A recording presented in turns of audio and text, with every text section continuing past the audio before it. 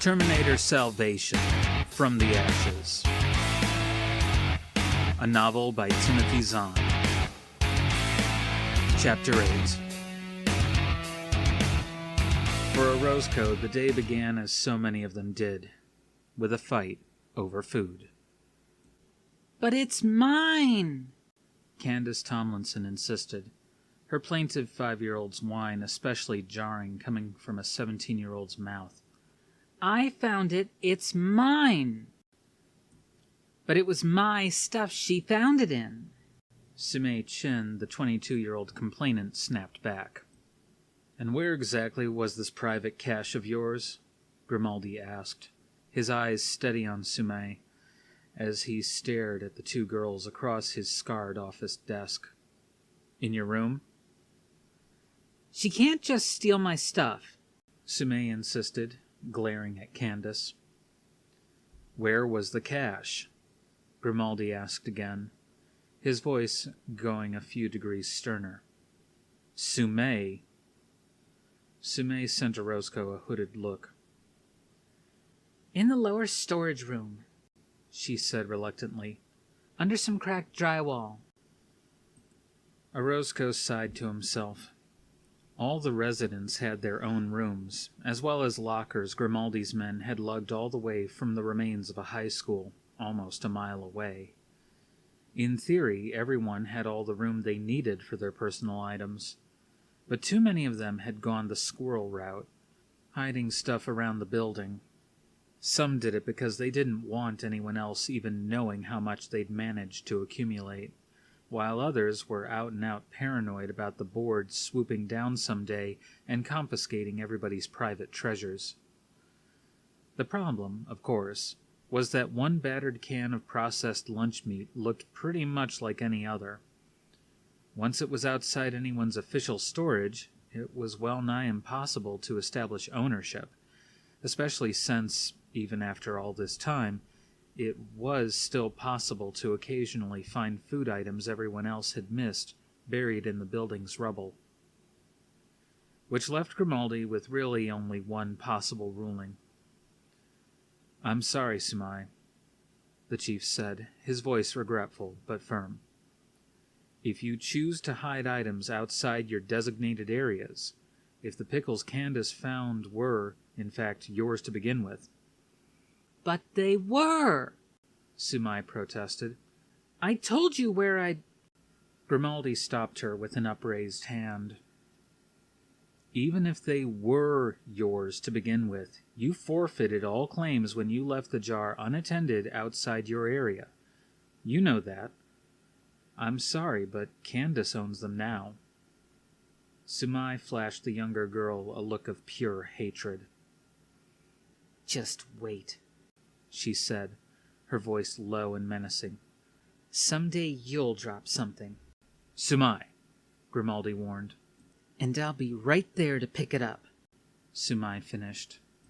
"And if and when that happens, I suspect I'll be seeing the two of you again," Grimaldi said wearily. "You may return to your rooms or your work now. And you, Sumay, had best collect anything else you might have hidden around the building." Sumay held her glare on Candace for another heartbeat, then tried to transfer it to Grimaldi. But Grimaldi wasn't 16, and he'd no doubt been glared at by experts. Sumay's expression faltered as her glower bounced harmlessly off the stone that his face had become. "Yes, sir," she muttered, and slunk away out of the room. Candace triumphantly snatched up the dusty jar of pickles and followed. "And so begins another glorious day in Moldavia, Los Angeles," Grimaldi said with a sigh. "So it does," Orozco agreed. He and Grimaldi had their differences, God knew, but Orozco had always respected Grimaldi's insistence on handling these disputes personally, instead of hiding behind his desk and title and foisting the unpleasant duty off onto someone else. "Let's hope things go uphill from here." "I don't think they will," Grimaldi said. "I talked to Evans and Kemper last night. They're pretty sure they've seen your empty revolver gang before. Over on the far southern edge of the neighborhood, Orozco said, nodding. Yes, I got the same thing from Ham. Which means those kids were not, in fact, the new gang Nguyen and his buddies spotted on their way in yesterday afternoon, Grimaldi said. Which means that group is still out there, and we're eventually going to run into each other. I've already doubled the sentry shifts and put 2 of the fire teams on quick response, Orozco told him. Unless you want to go out hunting, there's not much more we can do. We definitely don't want to go looking for them, Grimaldi said firmly. The lower the profile we can keep, the better. Agreed, Orozco said. Unfortunately, we're about 5 years past the low-profile stage. Everyone for 10 or 12 blocks around at least knows we're here somewhere, even if they don't know exactly which building we're in. We have to assume our newcomers will try to pick up as much intel as they can on the territory they're trying to move into. Fortunately, everyone who knows we're here also knows that everyone who's tried taking us on has lost, Grimaldi said. Maybe they'll be smart enough to learn from the mistakes of others. We can hope, Orozco agreed. But in case they don't... He broke off as the door was suddenly thrown open, and Mick, the binocular breaker, ran into the room. Sentry signal, he said, panting. 4 and 1. Damn. Orozco snarled as he rose quickly from his chair. 4 and 1 was a positive threat coming from the north. 10 to 1 it was Nguyen's gang. Chief? I got it, Grimaldi interrupted. He was on his feet, checking the chambers of the shotgun he kept under his desk. Get to the entrance. I'll roust the fire teams. 90 seconds later, Orozco was back at the archway. Kyle and Star were already there, Kyle with Orozco's M16 gripped in his hands. They're coming, he reported tightly. I know, Orozco said, stepping to the arms locker and pulling out their one true sniper rifle, a Remington 700 with a Leupold VX-1 scope. Are they visible? Kyle stepped beneath the archway, leaning cautiously out from behind the building's broken facade. Not yet, he said. They may be on the other side of that broken truck 3 blocks up. Take this, Orozco said, taking the M16 from Kyle and handing him the Remington in exchange. Go to the sniper nest. Kyle's forehead creased uncertainly as he fingered the Remington. Evan's a better shot than I am, he said. Evan's not here, Orozco said. You are. Get going. With a grimace, Kyle nodded and headed across the street, Star right on his heels. Orozco waited until the 2 kids had disappeared into the sniper's nest. Then, checking the M16's clip and chamber, he settled in to wait for their visitors. He had received 1 follow-up report from the sentry and was waiting for a second when they arrived. In impressively sophisticated military fashion, too, the sentry had said there were 10 of them, but only 4 came striding into Orozco's view along the street, spaced far enough apart that they couldn't be taken down in a quick 4-shot. The other 6 weren't visible, but Orozco suspected they could see him, or at least they could see the building's archway. Backup forces, ready to provide covering fire for a second attack wave, whichever was needed. Not that the first group wasn't a wave and a half all by itself.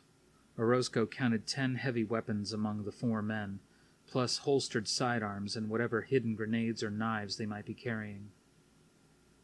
They were well armed, well trained, and at least slightly better fed than the average LA citizen. If they had been a new gang trying to move into the area, Orozco would have been worried. But they weren't a gang. The red sashes tied around their sleeves showed that. They were, in fact, resistance, which made it even worse. Morning! Orozco called courteously, keeping the muzzle of his M16 moving gently back and forth between them. Just passing through? Mostly, one of them said. He was a big black man with a fringe of a beard and a totally bald head. Along with his guns, he was also carrying a couple of ammo packs, but he didn't even seem to notice all the weight. His eyes flicked once to the M16, then came back to Orozco's face. You must be the Orozco everyone talks about. Sergeant Orozco, actually, Orozco said. Formerly of the U.S. Marine Corps. The other gave a snort that seemed to double as a laugh. That's supposed to impress me? Just want to make it clear I know how to use this, Orozco said, hefting the M16 a bit. You have a name? Barnes, the man said. He nodded toward the red armband. This is my unit. Yeah, I see it, Orozco said. Is that supposed to impress me? It should, Barnes growled. We're the ones keeping Skynet off your back. Or you're the ones drawing Skynet's fire onto everyone else, Orozco countered. That's the way a lot of people around here see it. Barnes gave him a long, measuring look. You can't be that stupid, he said at last. Not if you were really a soldier. Marine, Orozco corrected automatically. Whatever. Barnes nodded past Orozco's shoulder. Mind if we come in? We've got some snacks to share out with your people in there. Orozco suppressed a grimace. He'd called it all right, straight from the top, the minute he'd seen those red armbands. These guys were here to recruit. Grimaldi, if he were here instead of up on the balcony, would absolutely forbid them to pass the archway. He saw the people of Moldering Lost Ashes the same way he'd seen his inventory list back in the day, and he took it badly, and personally, when any of them chose to leave. The best thing Orozco could do right now would be to send Barnes and his team away. And then Orozco's eyes fell on all the weaponry the men were carrying. A hard knot settled into his stomach. Recruiters didn't lug that much stuff around, not if all they were doing was looking for fresh faces and able bodies. Something was about to go down. Something bad. And if Barnes's recruitment pitch meant even a couple of the people here got out before it was too late. If you're here to sign folks up, you're going to be disappointed, he warned. Some people, he knew, worked better and harder if you told them something couldn't be done. Barnes looked like that type. But if you want to try, it's your time to waste. Thanks, Barnes said. He lifted his left hand above his head. But you'll have to leave your weapons here at the archway, Orozco added. Grimaldi, he knew, would insist on that.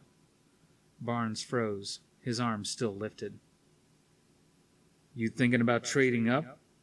He asked, looking pointedly at Orozco's M16. Not at all, Orozco assured him. You're welcome to leave a guard with the gear. 2 or 3 of your 6 backstops should be enough. Barnes grinned suddenly, bright white teeth against his dark skin. I guess maybe you were a Marine, he said. He flashed a couple of hand signals, then lowered his arm again to his weapon, swiveling the muzzle to point it at the ground. That's okay. The rest of the crowd can stay out here, he added. Don't want to make your people nervous. I appreciate your concern, Orozco said dryly. What do you want me to do? Just call 'em in and line 'em up, Barnes said as he and the other 3 men walked in under the archway. Tell 'em we're springing for breakfast. Orozco nodded. I'll pass the word.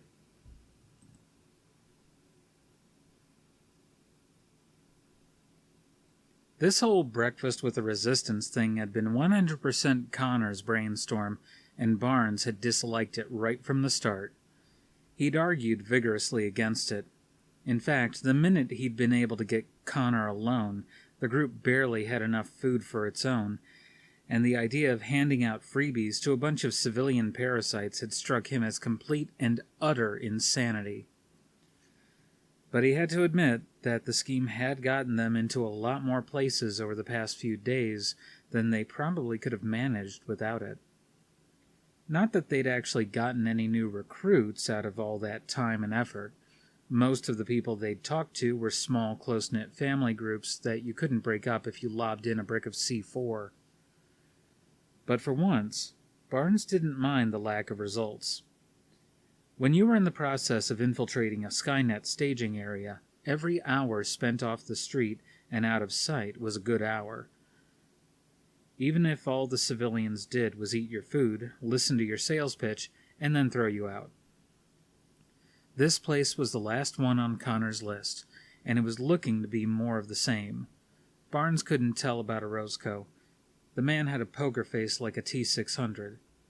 But the boss man, who showed up as soon as the team had cached their weapons, had been as easy to read as a Terminator's footprint. Grimaldi didn't like Barnes. He didn't like the resistance, and he especially didn't like these intruders breathing his nice, clean, non-violent, head-in-the-sand civilian air.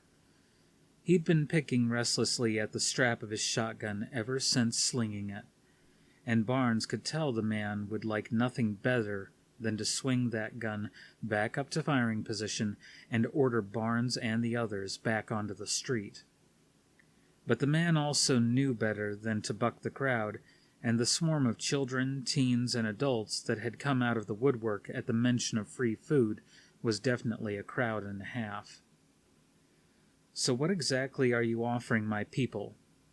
Grimaldi asked, as he stood beside Barnes, watching as the team passed out snack bars to the eager residents.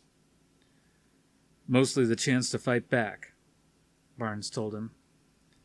"And to die while they're doing it," Grimaldi countered, raising his volume a little bit. A few nearby heads turned toward them in response. "Very heroic, I suppose, if you buy into all that glorious epic hero nonsense. But what I meant was, what can you offer in the way of safety or community compared to what we have here already?" Barnes snorted a laugh. "Safety?" he bit out. "You think you're safe here from T-600s and hunter-killers? Here?" "Gentlemen, please." A soft voice came from behind Barnes. "There's no need to frighten the children." Barnes turned to see a slender, almost gaunt man standing a respectful 2 paces behind him. The man's skin was darker even than Barnes', his face pockmarked with tiny scars, probably from some childhood disease. First or maybe second-generation African, Barnes guessed. "You have a problem with fear?" he challenged the newcomer. "Not at all," the man said calmly. "Fear is an excellent motivator, though not as strong as duty, honor, or love." He inclined his head toward 3 young children digging eagerly and blissfully into their snack bars. "But hopelessness isn't." He held out his hands. "Reverend Jiri Sibanda."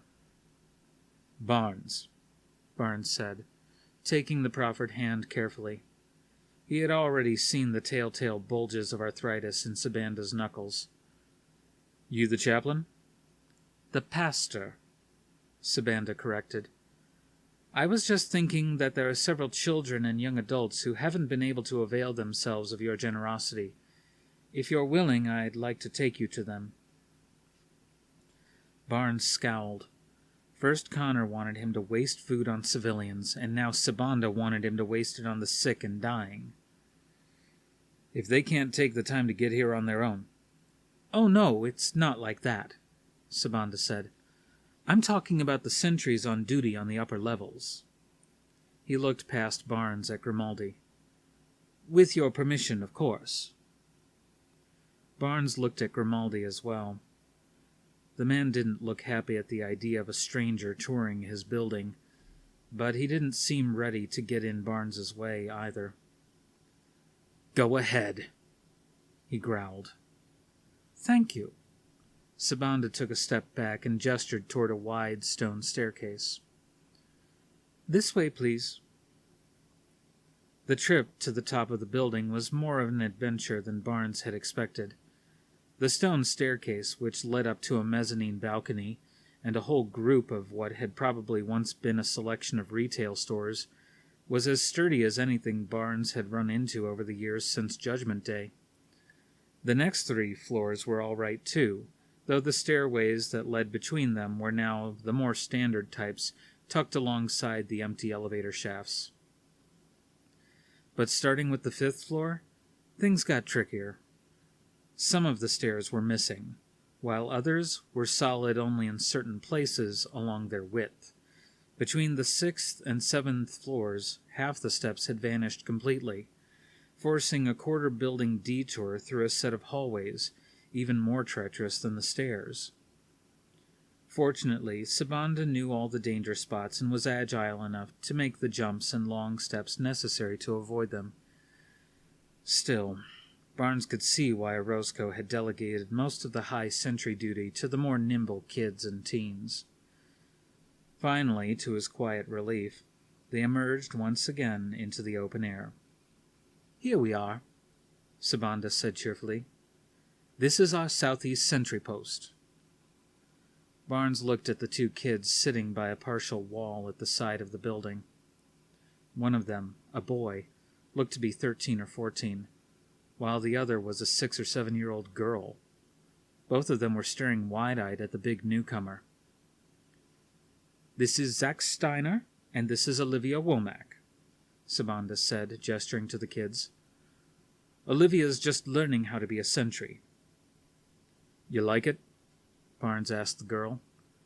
Her lip twitched. "Kinda cold up here." "It's kind of cold everywhere," Barnes pointed out. "And at least here you have this wonderful view," Sabanda said. Barnes turned to look. The city stretched out in front of him, broken but still surviving, its streets and empty areas green with the vines and grasses and weeds that had slowly been coming back across the whole nuke-blasted region. To the far east and south, a haze had set in, softening the edges of the vista. "It's okay," he said with a shrug. "But you didn't come up here for the view," Sabanda said. "Zach, Olivia, Mr. Barnes is with the Resistance, and he'd like a word with you." Barnes turned back to the kids. "That's right," he said. "In the Resistance, our job is to fight against Skynet and the Terminators." "Are you one of the people Kyle saw yesterday?" the boy asked. "I don't know," Barnes said. "Who's Kyle?" "One of the other sentries," Sabanda explained. "No, Zach. That was a different group. From what I understand, Mr. Barnes's group was coming in too far north to be visible from this particular station." "Oh," the boy said. "What's Skynet?" "It's a big computer that's taken over most of the world," Barnes told him. "You know those HKs, hunter-killers? Those big metal flying things, and the Terminators, those metal robot sorts of things that walk around with big guns?" "I've seen them," the boy said, shivering. "Not very close." "You want to try very hard to keep it that way," Barnes told him grimly. "People who see Terminators up close usually die. That's what the machines do.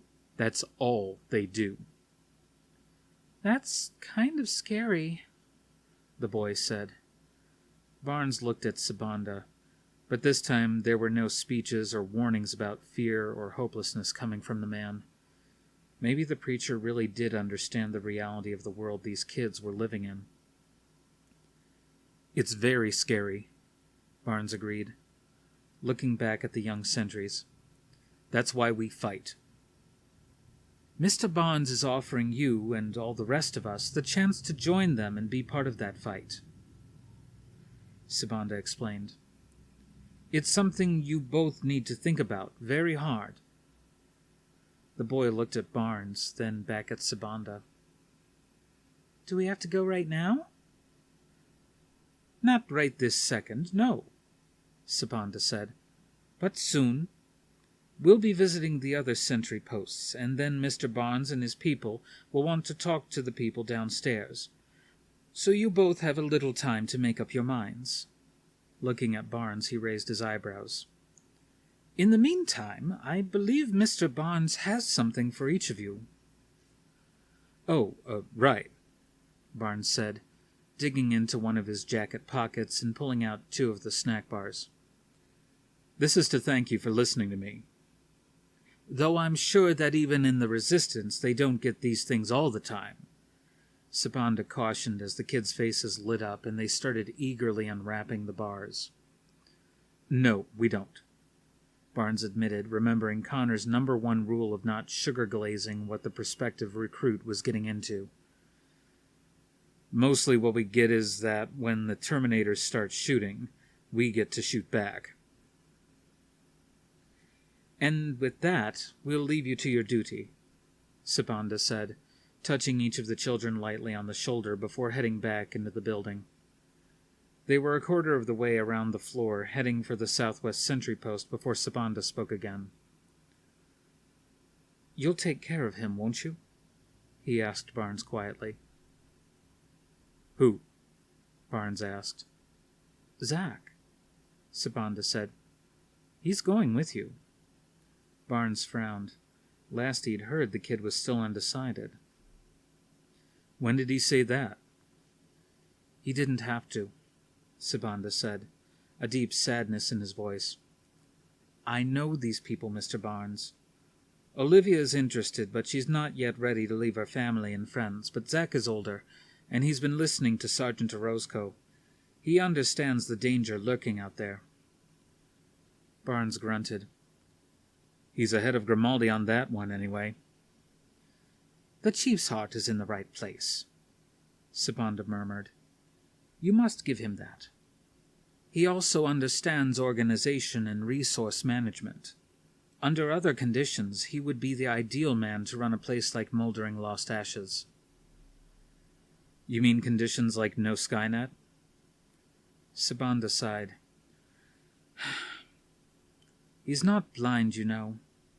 We see your planes battling the hunter-killers, and we get word from other parts of the city. He knows what Skynet is doing, but he truly believes that you Resistance people are baiting it, that it's just reacting to your attacks.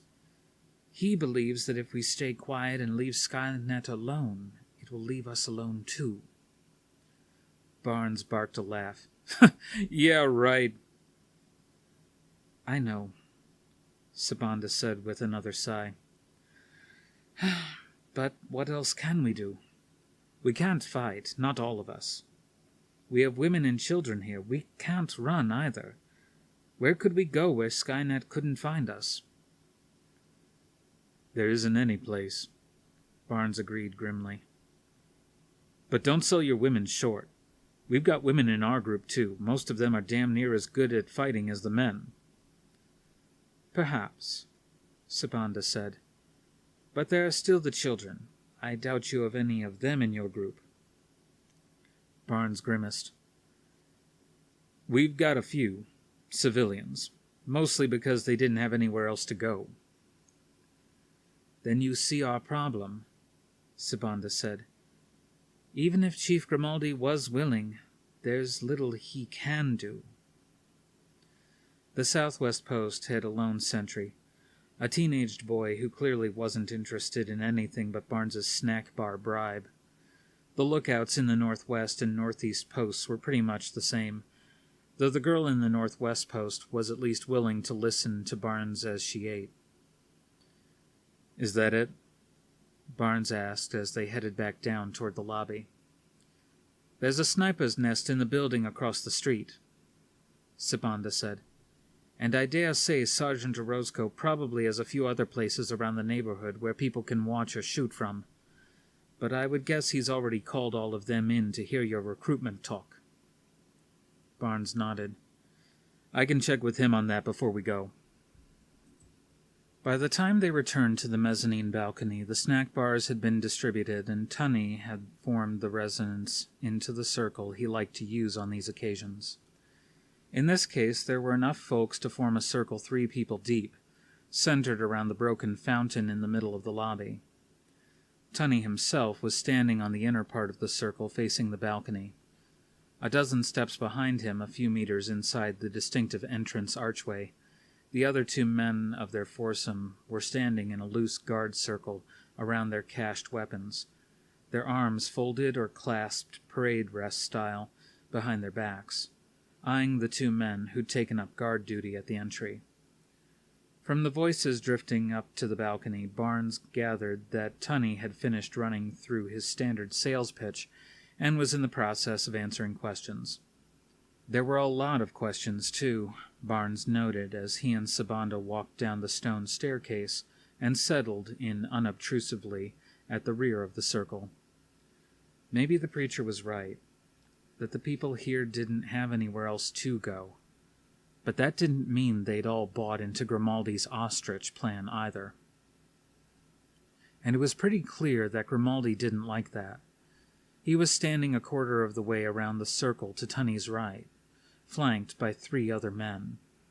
All 4 of them had rifles or shotguns slung over their shoulders, and all 4 of them were glowering. But, for the moment at least, they seemed willing to let Tunney talk. Finally, the people ran out of questions. Tunney let the silence hang in the air for a few seconds, just to make sure, then cleared his throat. "If there are no more questions," he said, "it's time for you to make your decisions.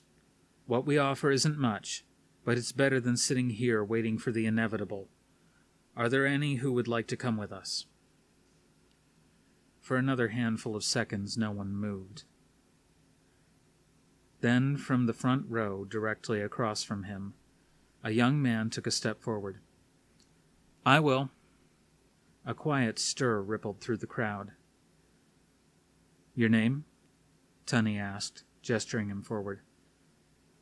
"Callahan, sir," the young man said, circling the fountain and going up to Tunney. "I'm not very good at fighting, but I can learn." "Indeed you will," Tunney promised, motioning the man over to stand beside him. "Anyone else?" A young couple stepped out from the middle row, the woman clutching at the man's arm like she was afraid to let it go. "Leon and Carol Iliaki," the man said. "I'm not much of a fighter either, but I can also learn, and Carol has some skills you might find useful." Barnes looked at Grimaldi. The boss man hadn't looked happy when Callahan had deserted him, but that was nothing compared to the stiffness of his expression now as he watched the Iliakis cross the circle. "She's a master seamstress," Sabanda told Barnes quietly. "Amazing woman. She can take nearly random bits of cloth or leather and fashion them into clothing that's both warm and durable." Barnes nodded. No wonder Grimaldi didn't want to lose her. "Anyone else?" Tunney called. "Can I come too?" A voice familiar called from behind Barnes, and he turned to see the kid Zach Steiner hurrying down the stone staircase. Apparently, that was the final straw. "Hold it, Steiner," Grimaldi called, stepping into the circle.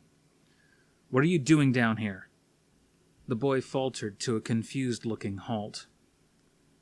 "Mr. Barnes said I could—" "You're on sentry duty, boy," Grimaldi cut him off. "You think these people want someone who deserts his post?" Zach sent Barnes a look that was full of sudden guilt and fear. "But I sent Amy Fow up." "You sent Fow up?" Grimaldi echoed. "Since when are you authorized to make changes in the duty roster?" "It's all right," another voice put in, and Barnes turned in mild surprise to see a Roscoe step into the circle across from Grimaldi. Either the Marine had just arrived, or else he'd managed to blend into the crowd so well that Barnes hadn't spotted him a minute ago from up on the balcony. The sentries have permission to leave their posts under extraordinary circumstances. "This is not an extraordinary circumstance," Grimaldi countered. He shot a glare at Tunney. "This is a circus." Barnes' mind flashed back to the gangs he'd locked horns with so many times when he was growing up. They'd all had the same kind of single-man rule he could see happening here. And with most of them, this kind of ridicule had been the next-to-last resort when they didn't have any other way to counter someone's argument or demand. If ridicule didn't work, it was always followed by violence. Carefully, Barnes shifted his weight, picking the path he would take through the people in front of him on his way to telling Grimaldi up close and personal exactly what he thought of him. A hand touched his arm. "No," Sibanda murmured. "Let him talk." "I'd hardly call matters of life and death a circus," Tunney said mildly. "I wasn't referring to matters of life and death," Grimaldi said. "I was referring to you. You and your little band of amateurs." "Amateurs?" Tunney asked, his voice still calm. "Listen to me," Grimaldi said, raising his voice as he looked around the circle. "We've been here, some of us, for over 10 years now. We've kept ourselves and each other alive and fed and clothed." He leveled a finger at Tunney. "And yet now these men come along promising the moon, and you're actually listening to them? These men who were so eager to talk you out of here that they were foolish enough to give up their guns." And without warning, the three men alongside Grimaldi swung their weapons up, leveling the barrels at Tunney. "This is the tactical brilliance these men have?" Grimaldi went on sarcastically. "And yet they promise to keep you alive while they pick and poke and prod at Skynet and the Terminators." He snorted. "I don't think so." Sibanda's hand was still on Barnes's arm, gently but firmly. Barnes pushed the hand away. "Please," Sibanda pleaded. "They have guns. You don't." "The man needs a lesson," Barnes told him grimly. "It's time he got one."